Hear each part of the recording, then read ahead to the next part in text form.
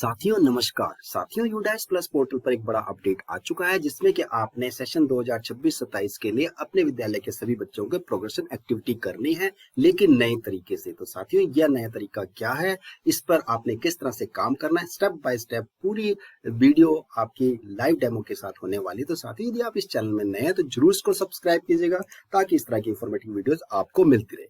हम जानेंगे आज की प्रोग्रेसिव एक्टिविटीज के स्टेप बाय स्टेप कैसे करनी है, एक्टिविटी कंप्लीट करने के बाद आपने कैसे इसे डाउनलोड करना है और पीडीएफ डाउनलोड आपने सर्टिफाई कैसे करना है, और साथ ही आपके जो कॉमन एरर्स होंगी उससे आपने किस तरह से बचना है, और 100% जो है लाइव डेमो के साथ होने वाली है। तो हम बढ़ते हैं आगे।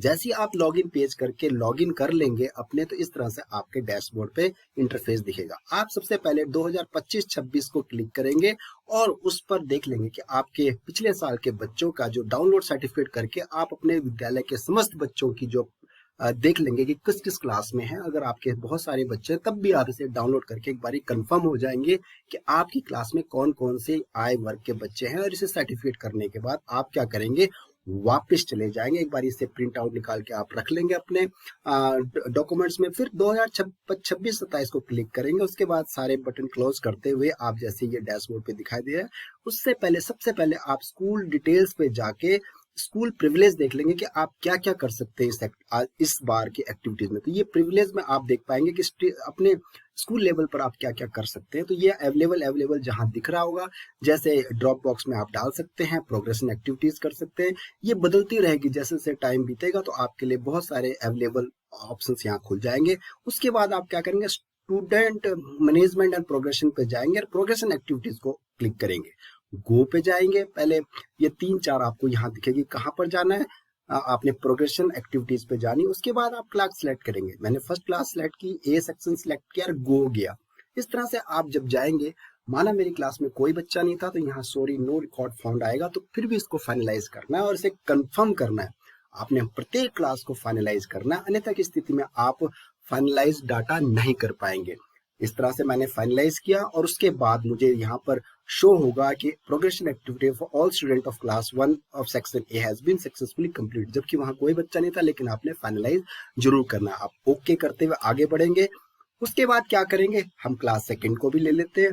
क्लास सेकंड में क्योंकि बच्चा है तो हम जैसे क्लास सेकंड को क्लिक किया, गो गए, उसमें हमें ध्यान रखना पड़ेगा कि हमने सबसे पहले बच्चे की परसेंटेज और साल भर में उसकी अटेंडेंस कितनी है वो रखनी है। तो जैसे progression status promoted by examination हम क्लिक करते हैं, तो इसका मतलब वो अगली क्लास में नेक्स्ट बाय डिफॉल्ट अगली क्लास में क्या हो जाएगा, प्रोग्रेस कर जाएगा।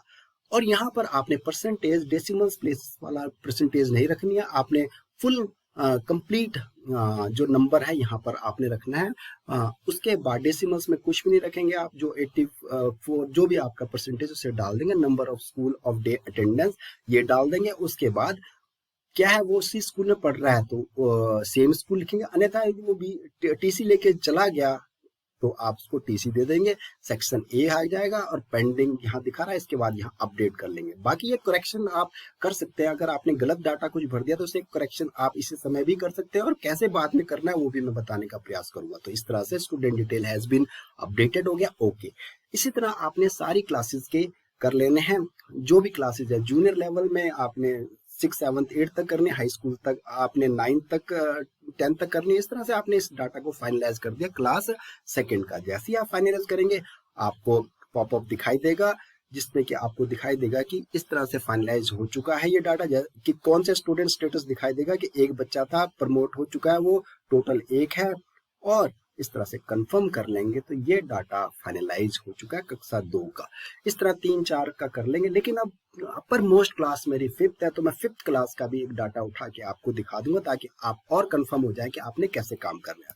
तो मैं लास्ट 5th क्लास में पहुंच जाता हूँ। 5th क्लास में जैसे ही गो टू जाएंगे तो यहाँ पर जेंडर से भी आप सिलेक्ट कर सकते हैं, जेंडर से भी आप सर्च कर सकते हैं अपने स्टूडेंट्स। अगर आपके बहुत सारे स्टूडेंट्स हैं, पहले मेल का कर लो फिर फीमेल का कर लो।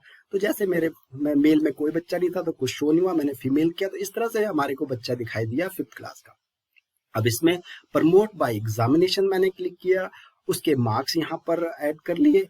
फिर मार्क्स भी मैं बता रहा हूँ डेसिमल्स में एक्सेप्ट नहीं करेगा, आपने नंबर में कंप्लीट नंबर डालना है, पूर्णांक इसमें डालना है। मैंने 80% मार्क्स थे इस बच्चे के, और यहाँ पर मैंने इस बच्चे का नंबर ऑफ डेट अटेंडेंस को भी डाल दिया और लेफ्ट स्कूल विद टीसी। क्योंकि ये बच्चा क्योंकि पास हो गया तो इसे जाहिर सी बात है लेफ्ट स्कूल करना पड़ेगा।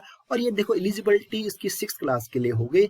यहाँ सेशन ऑन नहीं होगा, सप्रेस होगा। इस पे अपडेट किया और जैसे ही अपडेट किया ये स्टूडेंट्स क्या हो गया, अपडेट हो गया। लेकिन अभी तक इसे फाइनलाइज नहीं किया, तो इसलिए ये ड्रॉप बॉक्स में नहीं गई अभी बच्ची।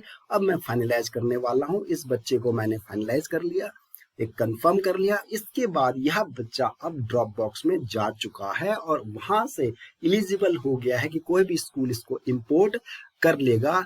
अगर हमें इसको ड्रॉप बॉक्स में नहीं डालता तो इंपोर्ट फोर्सिबली करना पड़ता। तो इस तरह से ये हमने क्या कर लिया, इस बच्चे का भी फाइनलाइज कर लिया। अब बात आती है कि कुछ हमारी गलतियां होती हैं, जैसे कि माना मैंने स्टूडेंट एक्टिविटी कर ली, मैं पहले समरी देख रहा हूँ, तो पूरी समरी देख के ये देखो पिंक पिंक मुझे दिखाई दे रहा है। इसका मतलब कुछ बच्चों का अभी मैंने फाइनलाइज नहीं किया है, ये पेंडिंग दिखा रहा है। इन्हें भी मैं उसी प्रोसेस से, जिस प्रोसेस से मैंने अभी और बच्चों को फाइनलाइज किया, इन बच्चों को फाइनलाइज कर लूंगा। जानबूझ के मैंने ये छोड़े ताकि आपको यदि पिंक इस तरह से दिखाई देता है डैशबोर्ड पे, इसका मतलब वो फाइनलाइज नहीं हुए। अब बात आती है कि अब मैं क्या करने वाला हूँ।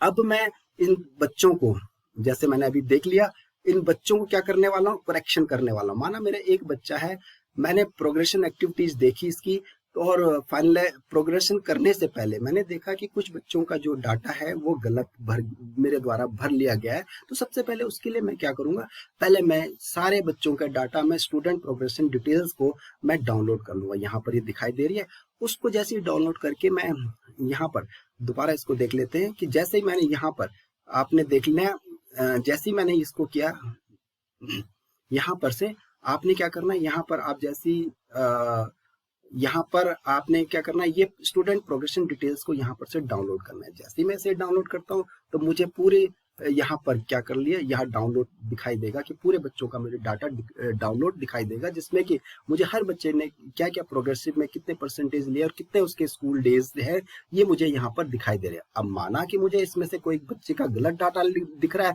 तो उसके लिए मैं वापस क्या करूंगा, दोबारा क्या करूंगा, उस बच्चे की डिटेल्स में जाऊंगा, स्टूडेंट मैनेजमेंट और प्रोग्रेशंस में, और यहाँ पर करेक्शंस है उसको क्लिक करूंगा। जैसे करेक्शन क्लिक करूंगा, यहाँ पर मैंने बाय गलती से यहाँ पर 84% थे, 87 लिख दिए थे मैंने उसको, तो मैं इसको 85 करना था तो 87 लिखा गया था, तो उसको मैं क्या कर रहा हूँ, करेक्ट कर रहा हूँ अभी फाइनलाइज करने के बाद भी। लेकिन अभी मैंने पूरे स्कूल को फाइनलाइज नहीं किया है, मैंने 85 लिखा और इसे अपडेट कर लिया मैंने यहाँ पर। इस तरह से मेरा डाटा अब क्या हो गया, बिल्कुल क्लियर हो गया।